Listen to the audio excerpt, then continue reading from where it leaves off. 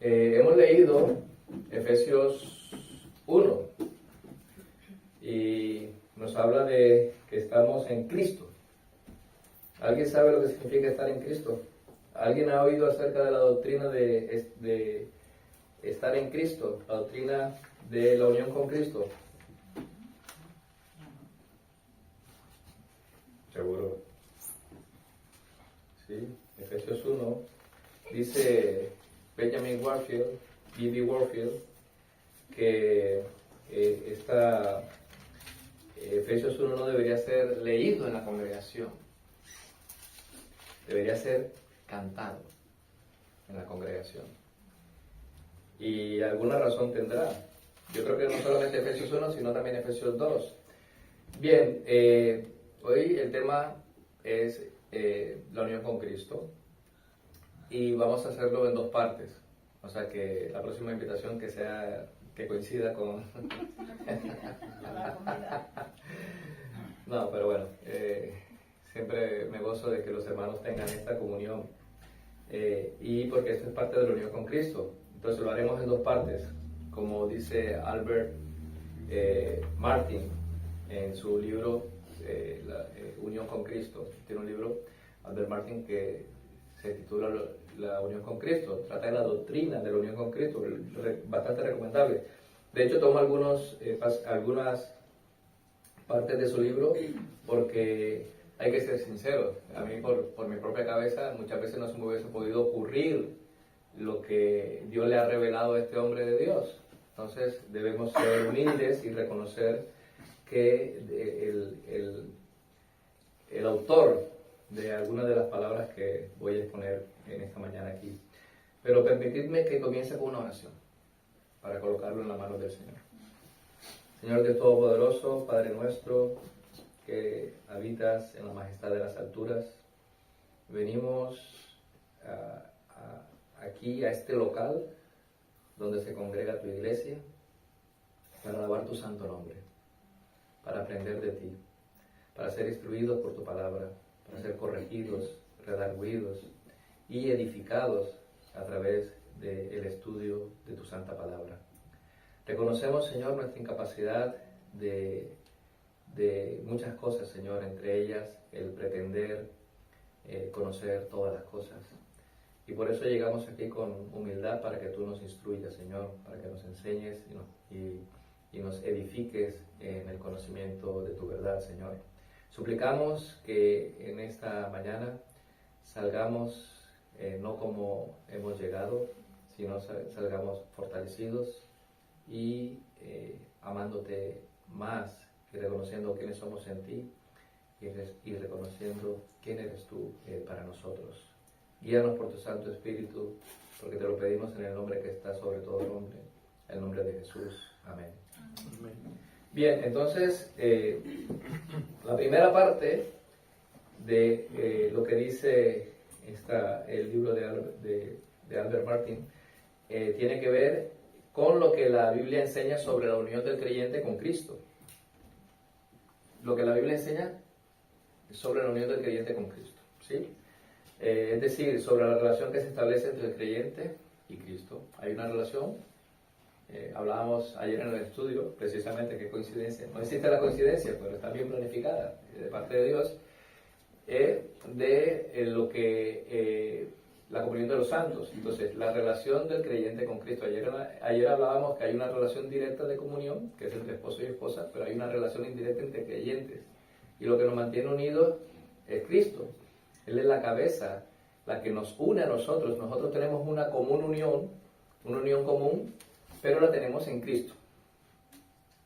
¿Sí? Hay algo que nos une a los creyentes, los unos a los otros, y ese es Cristo. En el matrimonio hay una comunión directa, en las relaciones entre hermanos hay una comunión indirecta.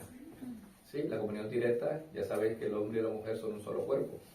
Entonces hay una comunión directa, inclusive si ambos son hermanos, hay una comunión directa, pero la de nosotros es indirecta. No hay algo que sea asociado como familia, nada, simplemente estamos unidos bajo la persona de nuestro Señor Jesucristo. Esta es la comunión. Entonces, la primera parte trata de la relación que se establece entre el creyente y Cristo. Y la segunda parte tiene que ver con los resultados prácticos que esta unión con Cristo produce en la vida del creyente. Hay unos resultados prácticos que esta unión produce en nosotros, ¿sí? Pero antes de comenzar, pues permitirme hacer una pequeña introducción. Hace poco, hace un mes, se celebró la Navidad. Yo sé que son temas a la Navidad. ¿A quién no le gusta la Navidad? A todos nos gusta la Navidad, las luces, la comida, las reuniones. Pero la Navidad también trae deudas, problemas, dificultades, ¿sí? Discordias, divisiones a veces entre los hermanos, que sí hay que celebrar, sí no hay que celebrar. Yo este año no lo he celebrado porque mi esposa está en Rusia, entonces me he librado. Pero eso no quiere decir que un hermano no quiere celebrar. Si la quiere celebrar, la puede celebrar. Pero quiero hacer esta introducción precisamente porque hay un par de palabras que se utilizan en los versículos que voy a citar, que se citan por lo general en Navidad, y nos lleva a pensar qué es la Navidad, en la unión con Cristo. ¿Qué es la Navidad? ¿Qué significa la Navidad? Yo puedo hacer preguntas aquí y cada uno me va a dar una respuesta diferente. Y puede que todas las respuestas sean correctas, ¿verdad? Pero vamos a ver qué dice la Escritura cuando dice, y dará a luz un hijo, y llamará su nombre Jesús, porque él salvará a su pueblo de sus pecados. Y todo esto aconteció para que se cumpliese lo dicho por el Señor por medio del profeta cuando dijo, he aquí una virgen concebirá y dará a luz un hijo, y llamará su nombre Emmanuel. Emmanuel, que traducido es Dios con nosotros. Dios con nosotros. Permítanme, alguien que pueda leer Mateo 28, los dos últimos versículos de Mateo 28.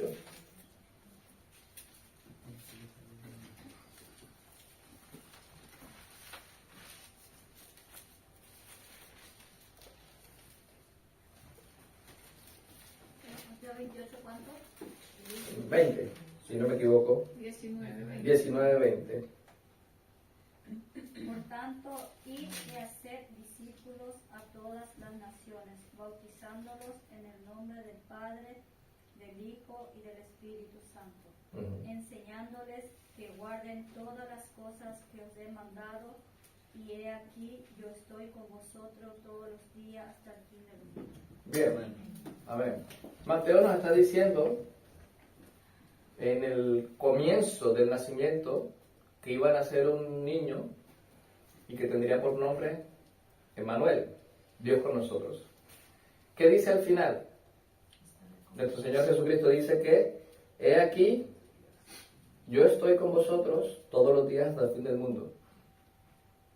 Comienza diciendo que ese niño que creció, cuyo nombre es Emmanuel, Dios con nosotros, iba a estar con nosotros, ¿no? Por eso se dice Emmanuel, Dios con nosotros, Dios en medio de nosotros.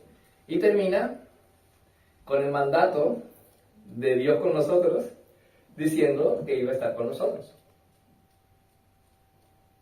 ¿Entendéis por dónde quiero ir? Mateo cita una profecía del Antiguo Testamento diciendo que Dios mismo vendrá. Y el Dios que vino está diciendo que iba a estar con nosotros todos los días hasta el fin del mundo. Esto es en pocas palabras, la unión con Cristo. Y solamente estoy citando a Mateo. Bien, en esta época todos recordamos el nacimiento de Jesús, pero ¿cuál es el significado y las repercusiones de Dios con nosotros? De esto trata la doctrina de la unión con Cristo. ¿Qué hace? ¿Por qué Dios está con nosotros? Todos cuando pensamos en el nacimiento de Jesús pensamos en el niño Dios, cuando éramos católicos romanos, o cantidad de títulos. ¿Qué otro nombre se nos ocurriría de Jesús en Navidad? ¿Algún nombre que se nos ocurra? El niño Jesús, el divino niño. No estamos en esta. Sí, pero bueno, palabras que son comunes a nosotros en todas las, en nuestro entorno cultural. El niño Dios. El niño Dios y cosas de estas, ¿no? El niño Jesús.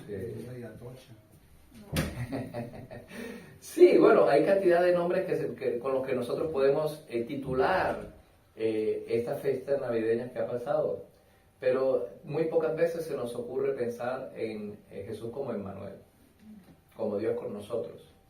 Y de hecho, cada pesebre trae un niño Jesús, ¿cierto?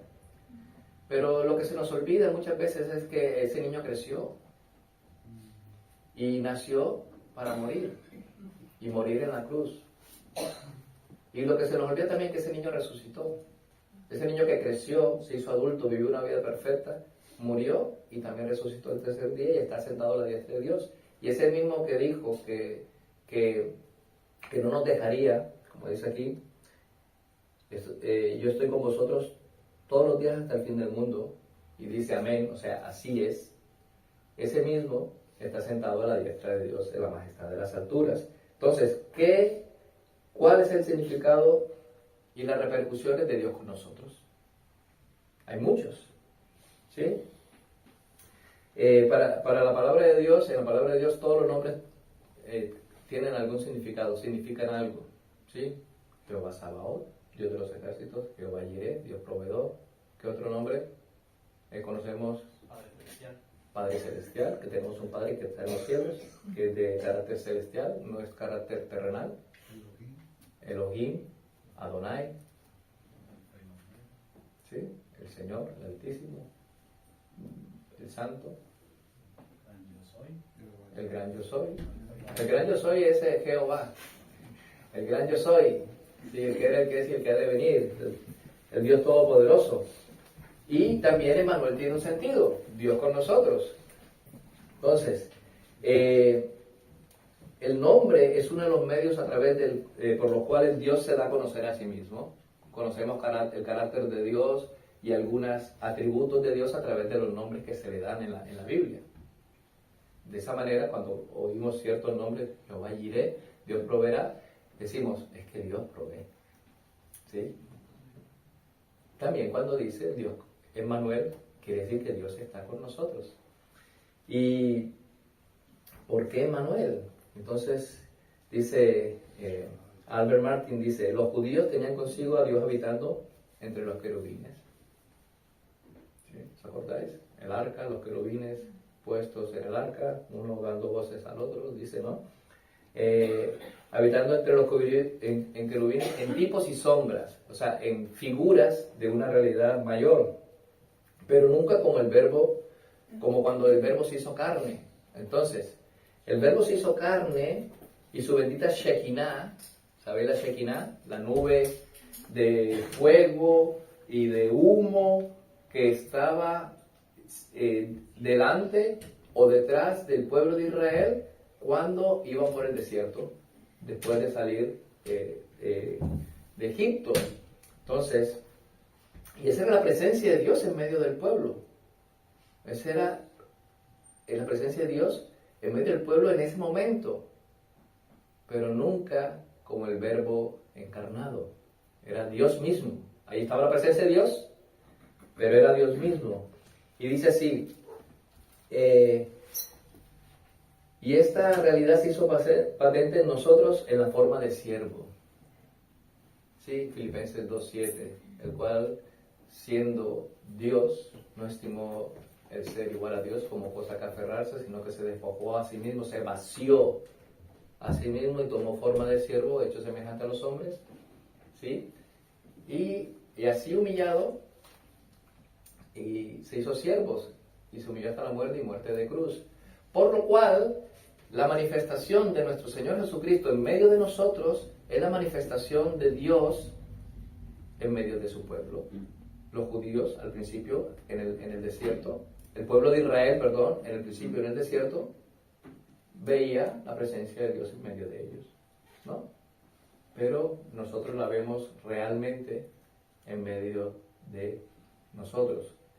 Por eso dije al principio, bendice este local donde se congrega la iglesia.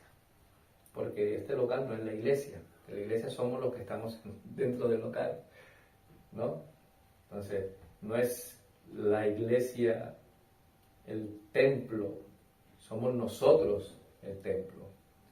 Y eso se debe a que Dios está en medio de nosotros y a través de la palabra. Entonces, dice así, por la luz de la naturaleza, por las cosas que vemos a Dios sobre nosotros. O sea, tenemos un conocimiento de que hay un Dios, Romanos 1. ¿Sí? Por las cosas naturales percibimos y podemos decir, hay un Dios. ¿Sí? Por la luz de la naturaleza vemos a Dios sobre nosotros. Por la luz de la ley, vemos a Dios contra nosotros. Estamos enemistados con Dios porque no cumplimos la ley de Dios. Y por la luz del Evangelio, vemos a Dios como Emmanuel, Dios con nosotros, participando de nuestra naturaleza cuando se encarnó y interesado en nuestra salvación. Él vino para morir por nosotros. En esto consistió la gran salvación que llevó a cabo la unión con Cristo, de Dios y hombre. He de decir que muchas veces piensan que Dios es 100% hombre, Jesús era 100% hombre, 100% Dios. Eso es una incorrección. La idea está bien, pero no es correcto. Tenemos que decir que Jesús era enteramente hombre, o completamente hombre y completamente Dios. Porque si tú dices 100% hombre, no hay cabida para otra cosa. Pero puedes decir enteramente hombre y enteramente Dios y no hay una incongruencia, podríamos decirlo, filosófica ni lógica. Entonces Jesús es enteramente hombre, enteramente Dios. Dios se hizo hombre porque el objetivo era traer a Dios entre nosotros, ¿no? En lo que consistía nuestra felicidad. El hombre no es feliz hasta que se halle con su Dios, ¿no? El hombre no va a ser feliz, nunca va a encontrar la felicidad hasta que se vuelve a encontrar con Dios. Porque sabemos que en el huerto de Edén, cuando el hombre estaba en comunión con Dios, era feliz. Pero, ¿qué pasó cuando el hombre pecó? Se rompió la comunión con Dios. Dios se apartó. Pero Dios prometió que Él iba a estar otra vez en medio de nosotros. Y lo que hace Jesús es volver a restaurar esa comunión que se perdió en el huerto de Edén. Antes de pecar, Adán y Eva estaban en comunión con Dios, ¿no?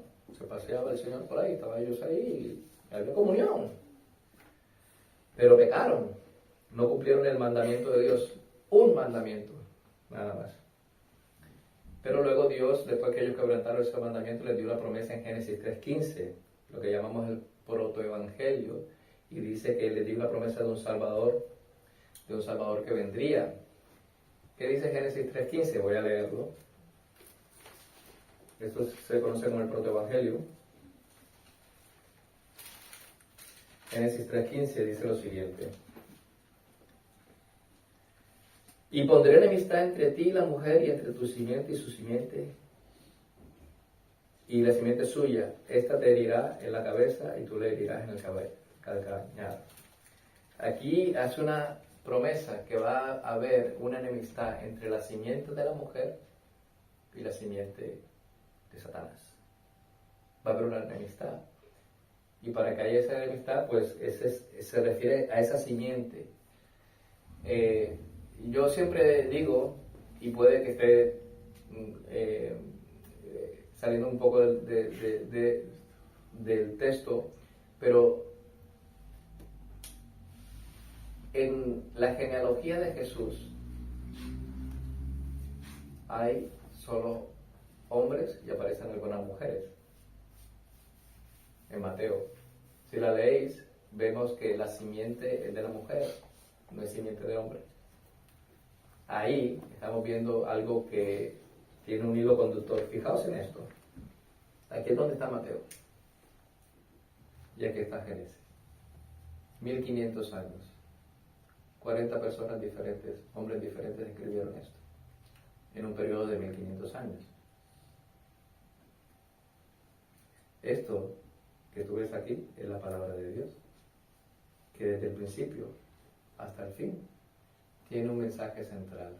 Dios va a venir a salvar a su pueblo. Dios, que por causa del pecado del hombre perdió su comunión, el hombre que perdió su comunión con su Dios en el huerto de Edén, la va a recuperar Dios, Él mismo, aquí, al final. Entonces es un hilo conductor. La salvación viene de Dios a través de Cristo Jesús, con la promesa dada a la simiente de la mujer, la cual es Cristo. Bien, entonces se rompió la comunión con Dios, vino la muerte espiritual, la muerte entró en el mundo y vino la condenación. ¿Y qué significa muerte? Separación. Tú podrás acordarte de esa persona por fotos, por videos, pero no vas a poder volver a hablar con ella ni disfrutar de esa persona. Murió.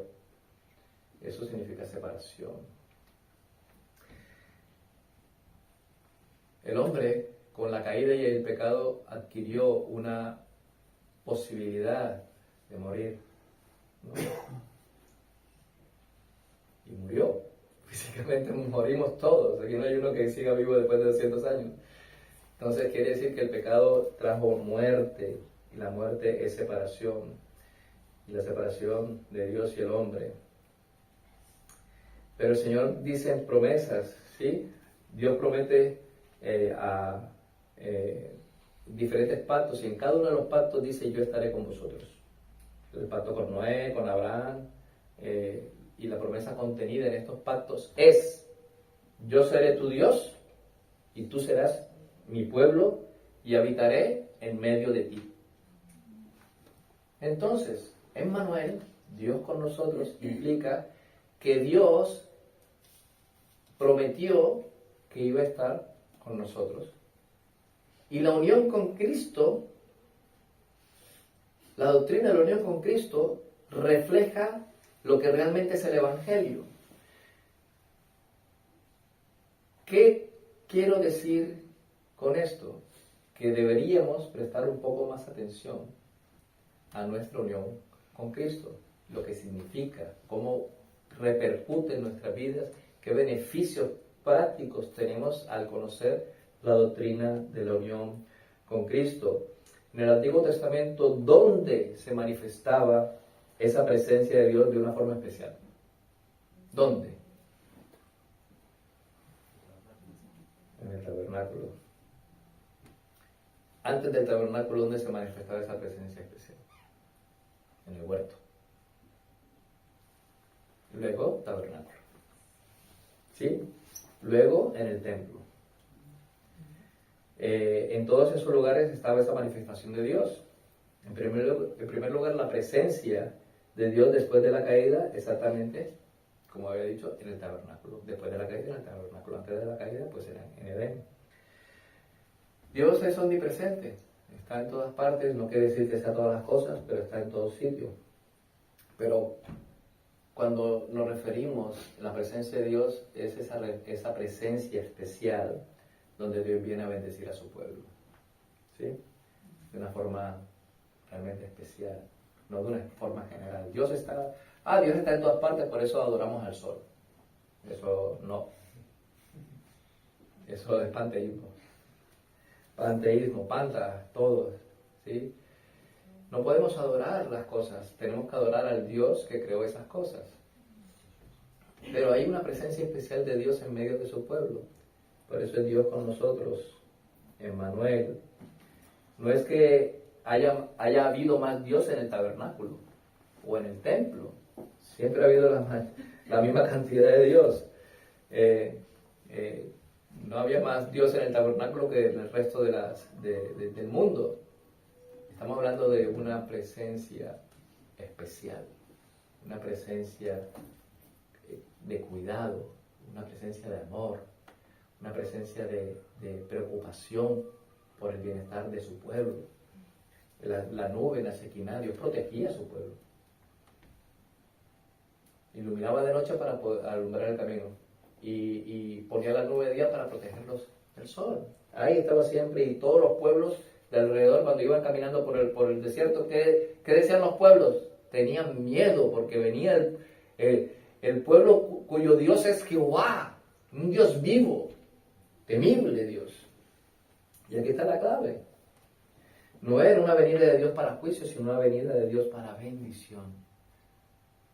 Emmanuel, la venida de nuestro Señor Jesucristo, es una venida de Dios para bendición y no para juicio.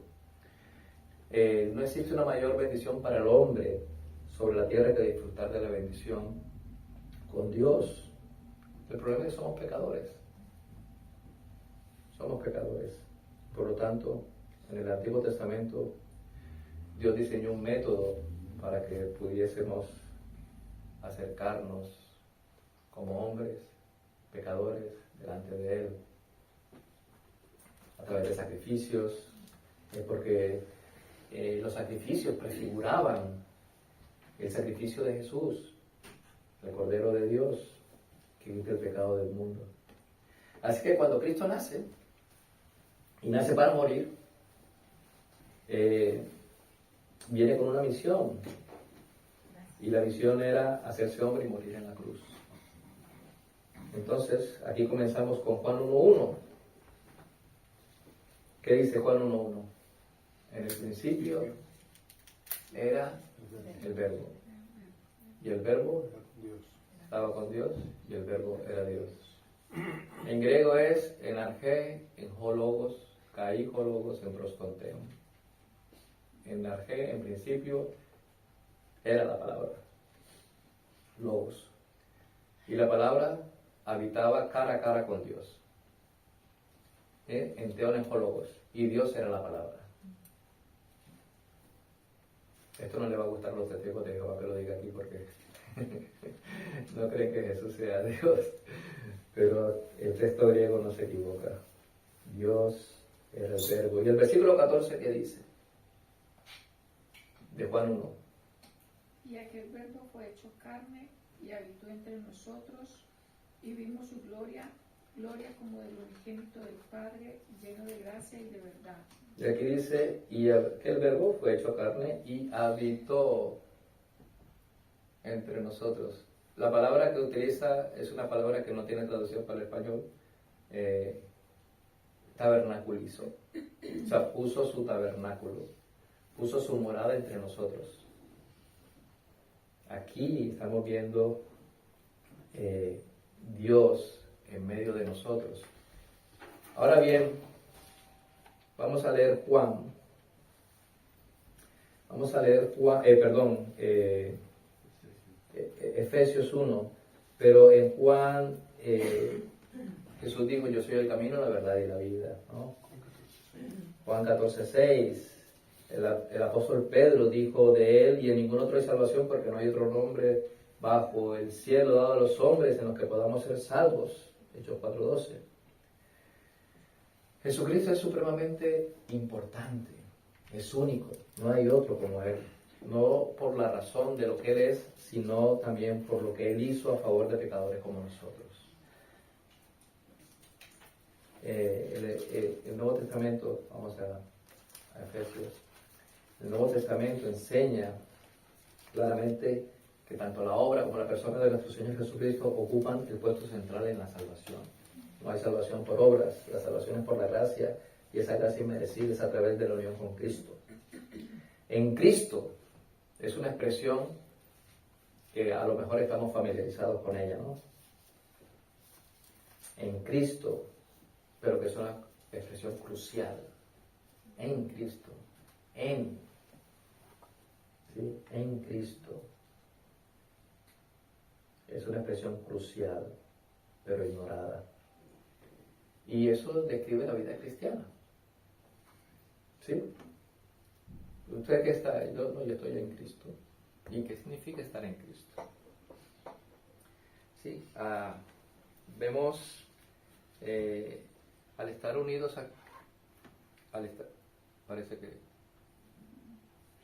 al estar unidos con Jesucristo.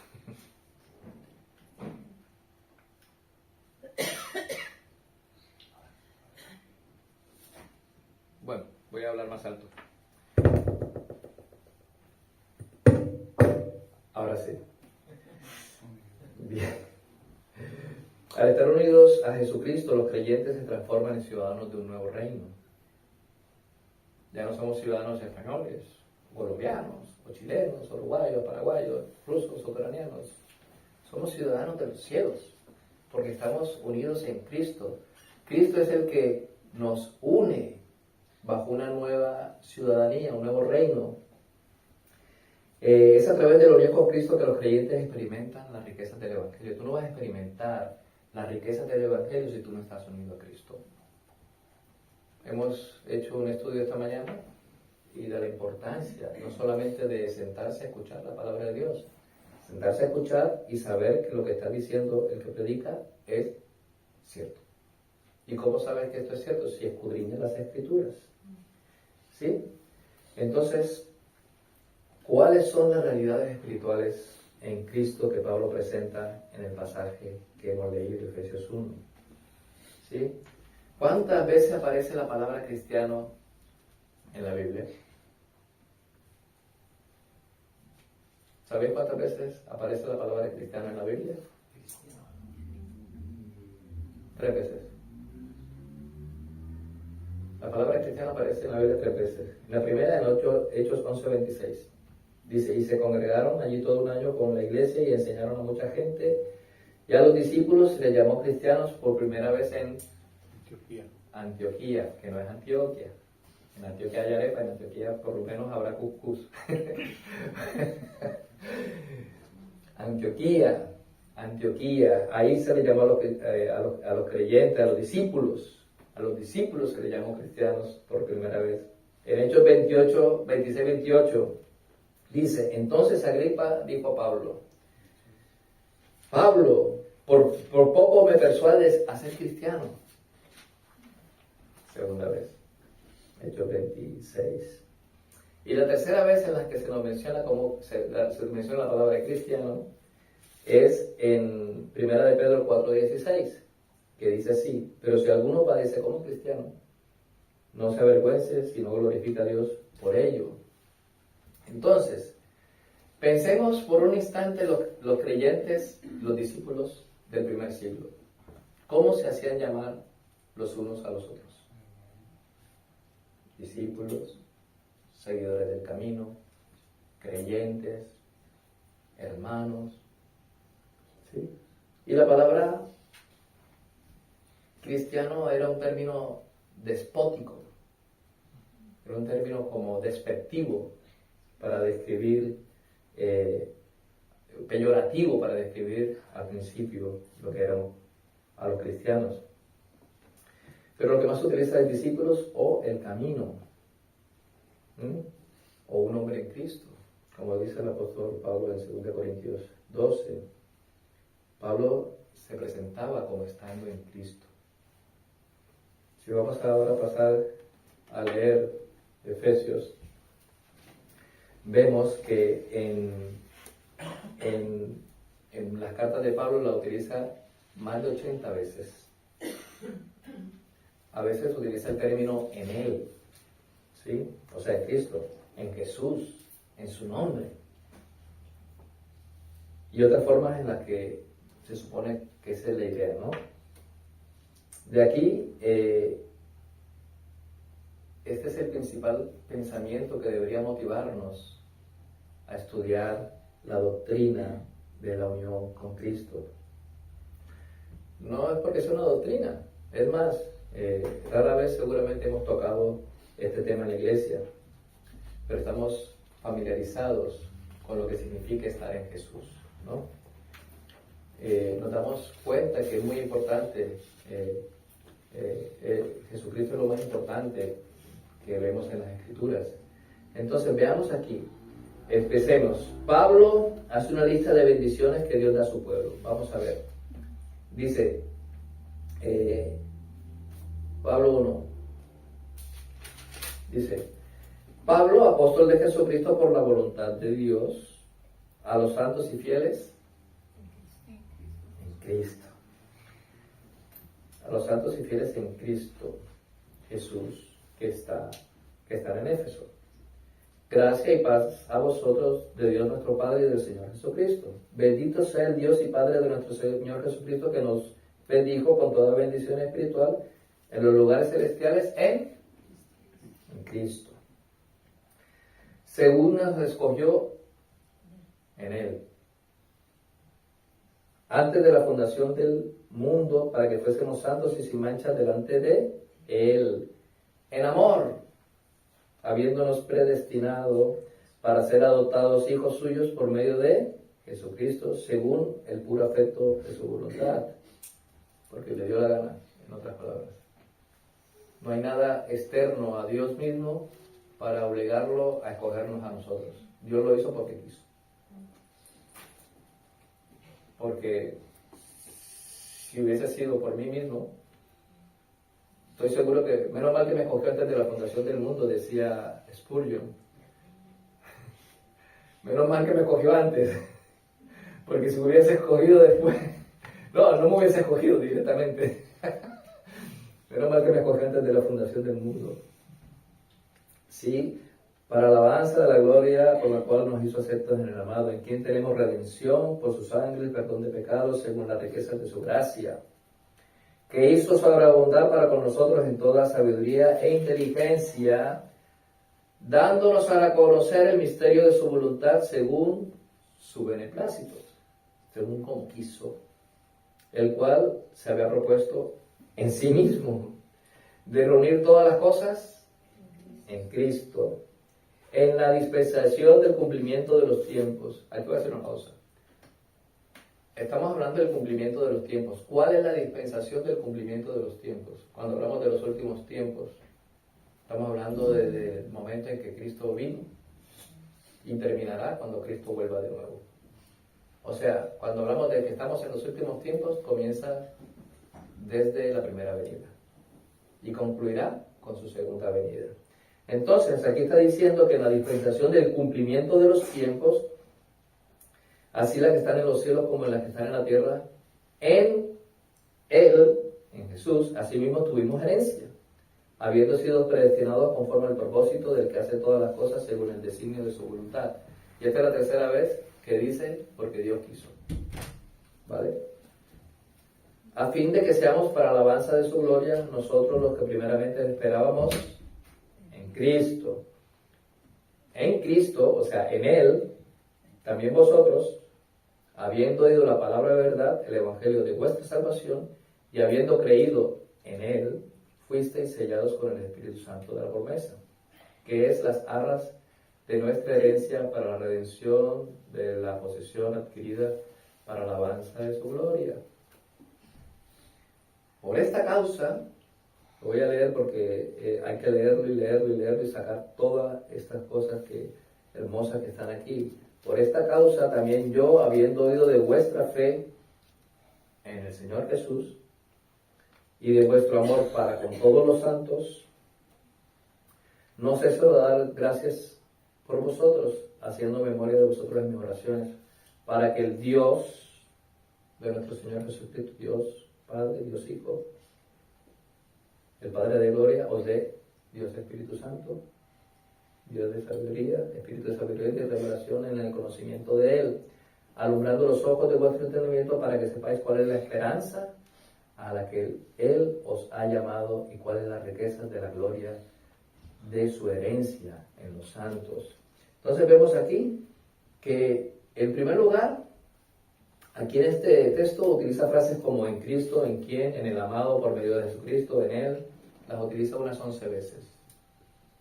Yo conté 12 o 11 o 12 veces, sí.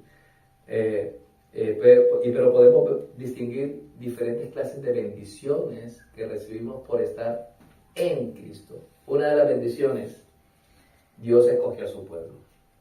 ¿Dónde dice esto? Versículo 4. Nos escogió en Él. O sea, ¿qué quiere decir? Que fuera de Él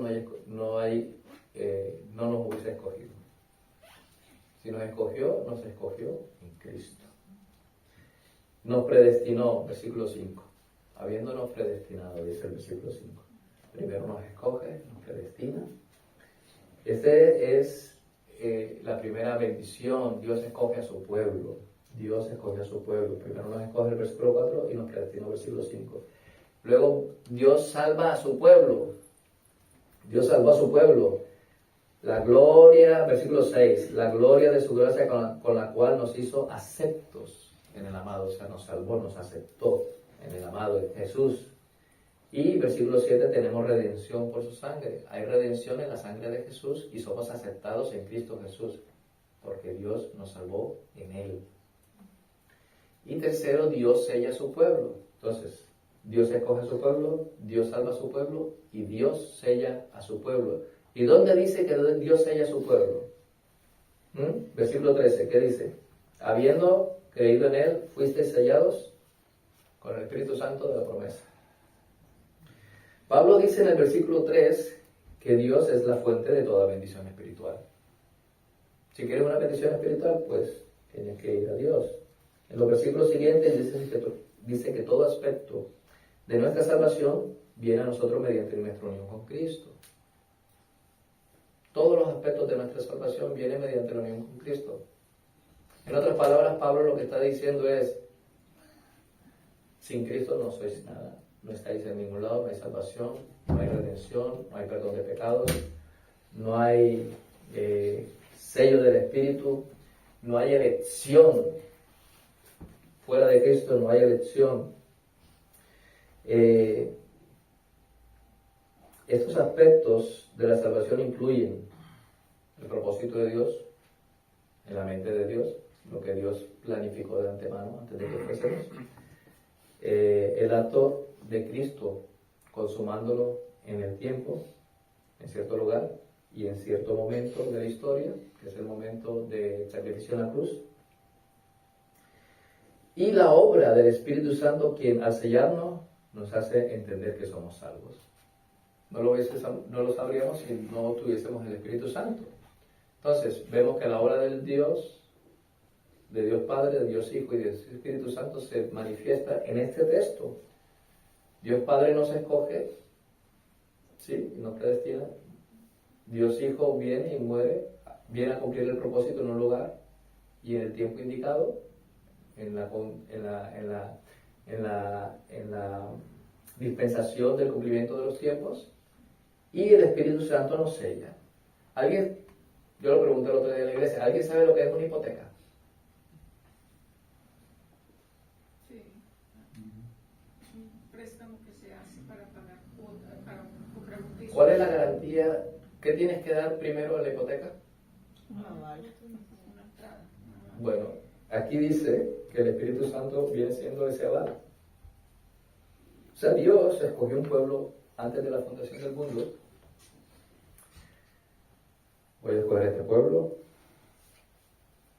Jesús dice, yo voy a morir por ese pueblo. Y Jesús dice al pueblo, vendré de nuevo y los tomaré. Y dice el Espíritu Santo, pues yo voy a bajar a sellarlo para cuando tú vengas,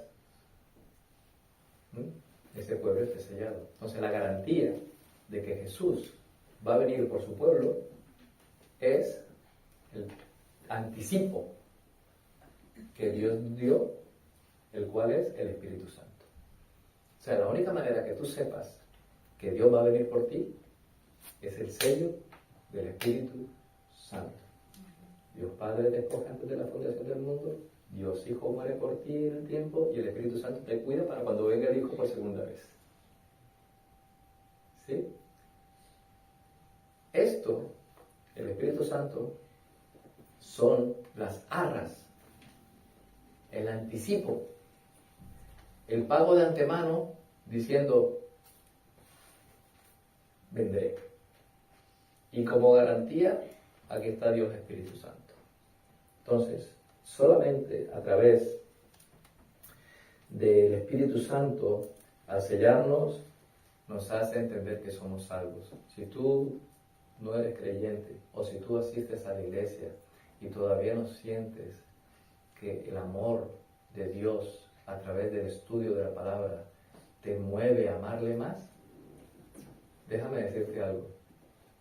Por mucho que vayas a cualquier iglesia, y tú no busques el rostro de Dios con sinceridad de corazón, entonces tienes un problema. Y es un problema grande, hermano, porque, os lo digo, nosotros podemos llegar a pecar muchas veces y de manera terribles. Y no deseamos pecar contra Dios. El Espíritu Santo nos corrige, nos instruye, nos insta a que no lo hagamos porque le entristecemos y dañamos nuestra relación con Dios. Pero, ¿por qué debemos pensar en este tema de la unión con Cristo? ¿Por qué debemos pensar? Pablo menciona que estamos en Él, en el amado, en Cristo. Somos salvos por medio de Él, por Él. Pedro dice que debemos disciplinar nuestra mente. Pedro lo dice en 1 Pedro 1:13. Por tanto, ceñid los lomos de vuestro entendimiento y sed sobrios. Tener sobriedad en cuanto al conocimiento de nuestro Señor Jesucristo para pensar en estos temas. Y por tres razones. La primera la acabo de mencionar. Si usted no está en Cristo, entonces todavía estás en tus pecados. Y si tú estás en tus pecados, entonces estás bajo la ira de Dios. Pero ninguna condenación hay para los que están en Cristo Jesús. Romanos 8:1, ¿no? Segundo, debe pensarlo para poder ser más firme como cristiano. Si usted está en Cristo, empiece a crecer en su entendimiento de Él. Si estás en Cristo, qué mejor cosa que crecer en el entendimiento de las cosas del Señor y el entendimiento de esta unión con Cristo. Y será más estable, será más constante como creyente. ¿Por qué? Porque estás buscando conocer más a tu Señor. Y esto te une más a ti, te une a ti más con el Señor, te une más con los hermanos. Esto es la comunión de los santos. Y tercero, debes pensar en la doctrina de la unión con Cristo porque por la razón de la gloria de Dios. Las Escrituras nos dicen que la persona que ofrece alabanzas glorifica a Dios. Si usted no entiende los dones y la gracia que Cristo le da, ¿cómo puedes alabarlo por eso? Si tú no entiendes los dones, las gracias, las bendiciones que Cristo te da, ¿tú cómo le vas a alabar? Si no lo entiendes. Pero es que no entiendo. Estúdialo, medítalo, mastica la palabra del Señor para que puedas entender todas las bendiciones que Cristo te da. Esto es exactamente lo que le pasó al apóstol Pablo al pensar que todas las bendiciones espirituales que él tenía en Cristo las reflejó en Efesios 1. Nos bendijo desde la eternidad pasada, nos predestinó, nos escogió en el tiempo, nos llamó, ¿sí? Nos trajo a Él, nos dio el Espíritu Santo para garantizarnos que Él vendría de nuevo por nosotros. ¡Wow! Pablo estaba maravillado con estar en Cristo Jesús. ¿Sí? Nos hallamos en unión con Cristo en todos los actos que era para nuestra salvación. Estamos en unión con Cristo. Mira, Romanos 8, 28, 29 se llama la regla de oro, ¿no? Sí, Romanos 8, 28, 29. ¿Puede leerlo alguien?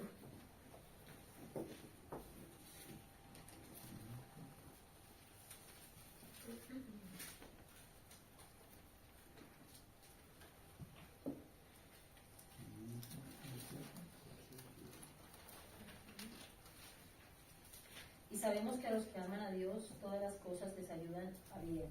Esto es, a los que conforme a su propósito son llamados. Porque a los que antes conoció, también los predestinó para que fuesen hechos conformes a la imagen de su Hijo, para que Él sea el primogénito entre muchos hermanos. Bien. Entonces, ¿y a los qué? Y a los que predestinó, a esos también llamó. Y a los que llamó, a estos también justificó. Y a los que justificó, a estos también glorificó. Vaya. ¿Habéis notado algún verbo en pasado? Predestinar, llamar, justificar, ¿Qué más? glorificar. Qué bonito, ¿no? Dice que a los que aman a Dios todas las cosas ayudan para bien. ¿Sí?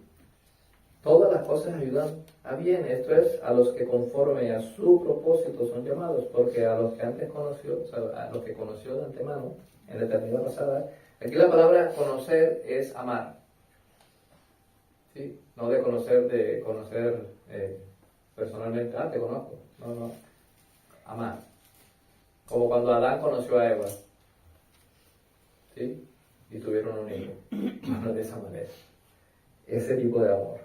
A los que antes amó, también los predestinó. ¿Qué significa predestinar? Establecer un destino con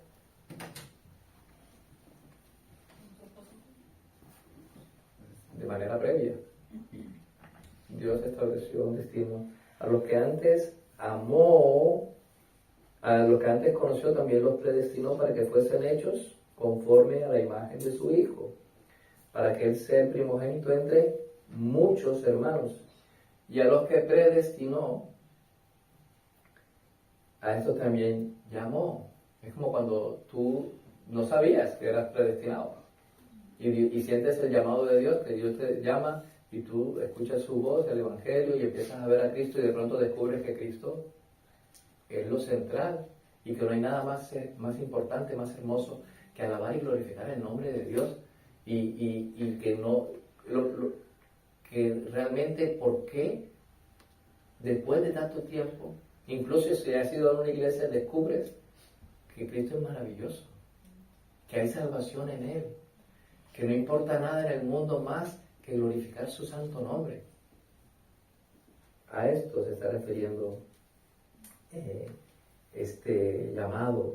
A estos que llamó también justificó. ¿Qué significa justificar? Es como cuando tú vas al juez, te sientas ahí y el juez dice, ¿te quedas aquí? No, porque es que yo tengo que pagar una condena. Y dice, no, ya está pago. Sí, te está justificado. O sea, ha sido justificado. Pero si, no. ¿Usted cree en Jesús como Señor y Salvador? Sí, bueno, Él pagó ya por usted. Y ninguna condenación hay para los que están en Cristo Jesús. El juez no te puede condenar 2 veces por el mismo delito. ¿Cuál es el delito del hombre? Apartado de Dios. El haber pecado contra Dios. ¿Cuál es la bendición de Cristo? Que Cristo nos libra de la condenación del pecado. Por lo tanto, la diferencia entre un creyente y un no creyente está en que el creyente pone su fe en aquel que pagó la deuda que tenías tú con Dios. ¿Sí? Cristo pagó esa deuda en tu nombre. Eso se llama justificación. Cristo vivió una vida perfecta y esa vida perfecta te la imputó a ti. O sea, la puso a tu cuenta. Y tomó tus pecados y se los imputó él mismo y los clavó en la cruz. Entonces, Cristo murió en la cruz para pagar los pecados de personas como nosotros. ¿Sí? Y por eso, al final de este mismo Romanos 8, dice así. Si no me equivoco, versículo 35. Bueno, 34. ¿Quién es el que condenará? Cristo es el que murió, más aún el que también resucitó, el que está además sentado a la diestra de Dios, el que también intercede por nosotros. ¡Wow! ¿Quién nos separará del amor de Cristo? Vamos a ver qué es lo que nos va a separar del amor de Cristo, porque estamos en Cristo. unidos a Él. Somos uno con Él. ¿Quién nos separará del amor de Cristo? ¿Tribulación? ¿Angustia? ¿Persecución? ¿O hambre? ¿O desnudez? ¿O peligro? ¿O espada? Como está escrito, por causa de ti somos muertos todo el tiempo, somos contados como ovejas de matadero. Antes, en todas estas cosas, o sea, en toda esta lista que acabo de mencionar, somos más que vencedores por medio de aquel que nos amó. Vimos que aquí al principio lo primero que dice, el versículo 28, dice, y sabemos que a los que aman a Dios todas las cosas ayudan para bien. Entonces, dice, antes en todas estas cosas somos más que vencedores por medio de aquel que nos amó, por lo cual tengo la certeza, estoy seguro que ni la muerte, ni la vida, ni ángeles, ni principados, ni potestades, ni lo presente, ni lo porvenir, ni lo alto, ni lo profundo, ni ninguna otra cosa creada nos podrá separar del amor de Dios que es en Cristo Jesús, Señor nuestro. Si estás en Cristo Jesús, que venga lo que venga, da igual, nada, nadie, ni ángeles, ni principados, ni potestades, ni en la vida presente en la que estamos, ni en la eternidad, nadie, ninguna cosa creada, el único que no es creado es Dios, es eterno, es permanente, nada nos va a separar del amor de Dios que es en Cristo Jesús, Señor nuestro. No tengas miedo a la muerte, porque la muerte es un paso para estar delante de Dios. Pablo decía, ay, estoy en entredicho, no sé qué hacer. No sé si matarme ya con el Señor o seguir aquí con vosotros, porque es mejor estar con el Señor. Sin embargo, permaneceré con vosotros porque, bueno, por razón de la obra. No tenemos que tener miedo a la muerte. ¿Qué significa cementerio?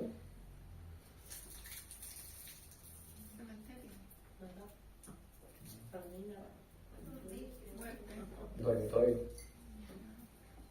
Cementerio significa dormitorio.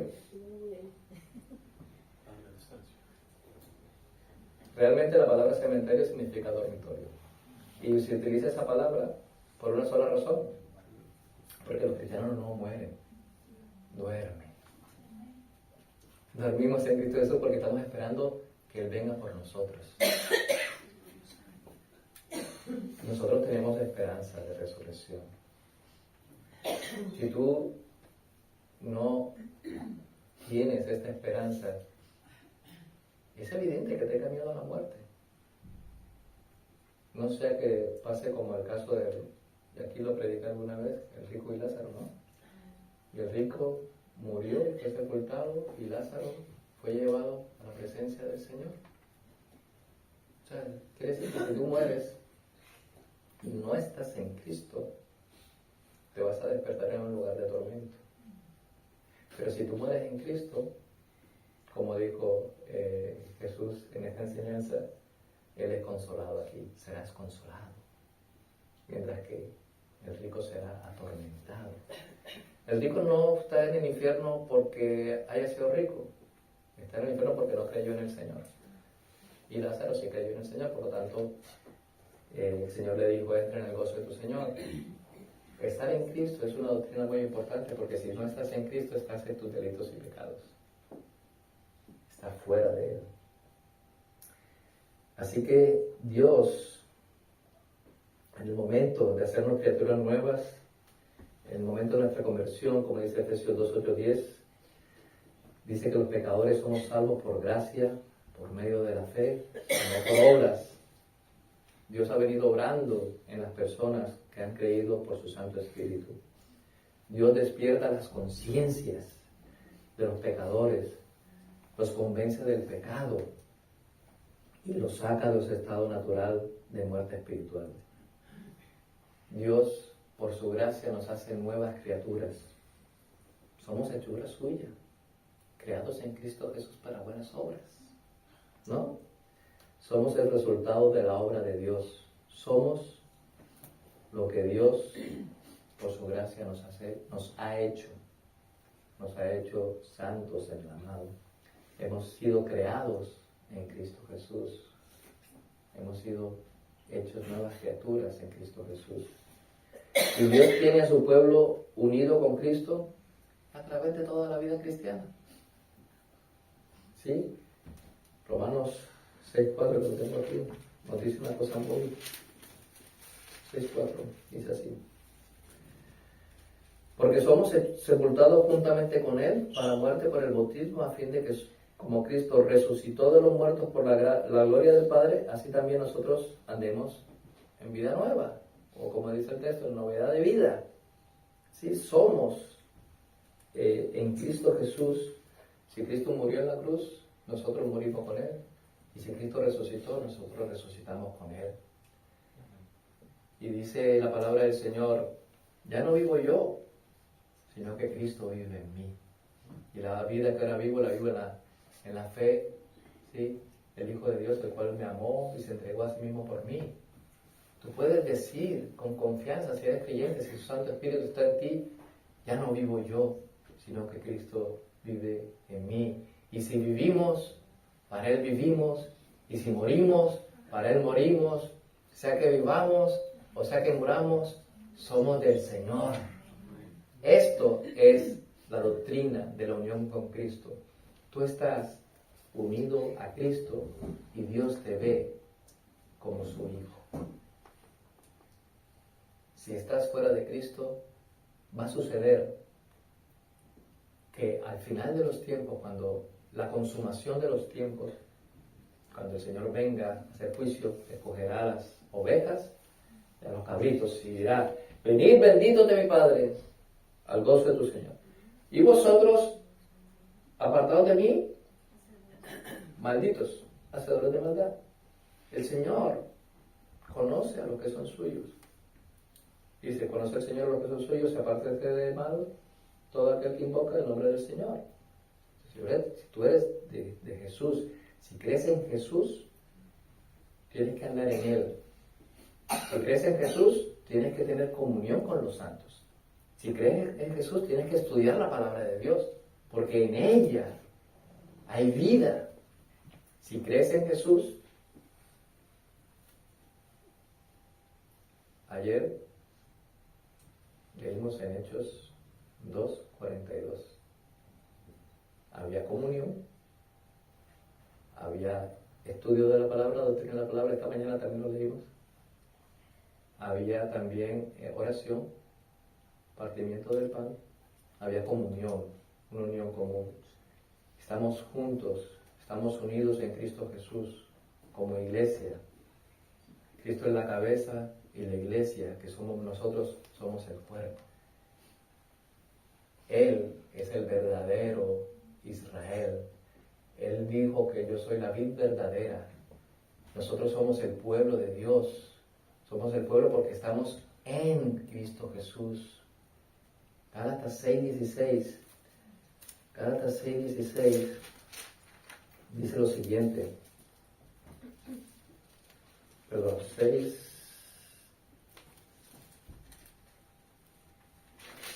Aquí. 6:16. Y a todos los que anden conforme a esta regla, paz y misericordia sea a ellos y al Israel de Dios. El Israel de Dios es la iglesia. Es aquellas personas que invocan el nombre de Jesús, porque apartado de Jesús no hay salvación. Entonces la doctrina de la unión con Cristo tiene que ser vital en nuestro entendimiento. La medida que tú tengas entendimiento de la doctrina de Cristo, de la unión con Cristo, tendrás el entendimiento de tu salvación. Para que tú entiendas el porqué de tu salvación, tienes que entender cómo estás unido a Cristo y por qué. ¿Qué beneficios tienes y por qué te escogió a ti? ¿Tú te has puesto a pensar en eso? Señor, ¿por qué me escogiste a mí? Como decía Spurgeon, ¿no? Menos mal que me escogiste antes de la fundación del mundo. No nos hubiese escogido si fuese por nuestras propias ideas de la elección, nos hubiese escogido, nos escogió porque Él quiso. Y nos escogió porque alguien murió por nosotros. Y ese es Cristo Jesús. Y en nosotros debe haber alegría, debe haber gozo, debe haber el deseo de conocer más al Señor y decir, ay Señor, te alabo, te amo y te glorifico porque Señor, yo estaba muerto en mis delitos y pecados, vivía una vida, la vida que tú hayas vivido, y puede que seas muy santurrón en tu vida, pero por muy santurrón y bonachón que venga, que seas y que vengas a la iglesia, no me ha servido de nada hasta que descubrí que tú me amaste y enviaste a tu Hijo amado Jesucristo a morir por mis pecados. Y ahora yo lo único que tengo que hacer es entregar mi vida para que tú, oh Dios, hagas de ella conforme lo que tú quieras. Señor, déjame servir a tu iglesia. ¿Y cómo sirvo a mi iglesia? A través del servicio a mis hermanos. Porque cuando hago algo a mis hermanos, lo estoy haciendo para Cristo. ¿Queréis hacer algo para Dios? Hacedlo a vuestros hermanos. Si veis un hermano en necesidad, si veis un hermano triste, estate con él. Si lo ves feliz, alegrate con él. Si lo ves en necesidad, en lo que dependa de ti, si se puede, ayúdale.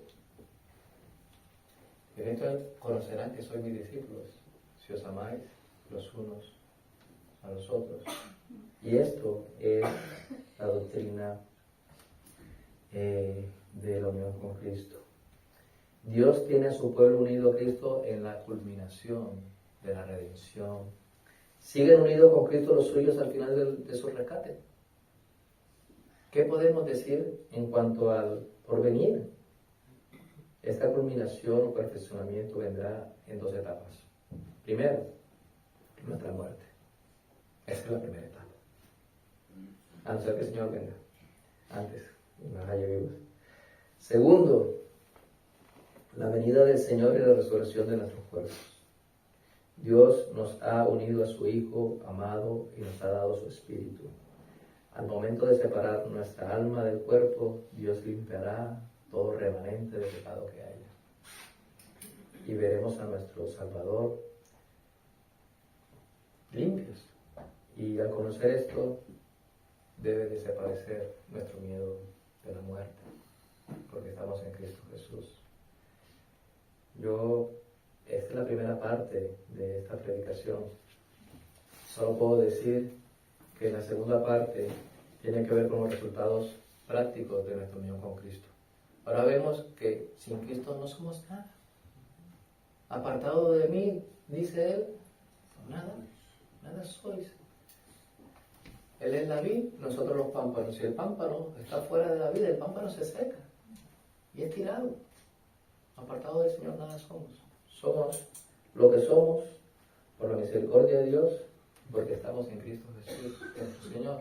Que el Señor me bendiga y que el Señor haga resplandecer su rostro sobre nosotros y entendamos que la doctrina de la unión con Cristo es crucial, es importante para el entendimiento de nuestra salvación. Amén.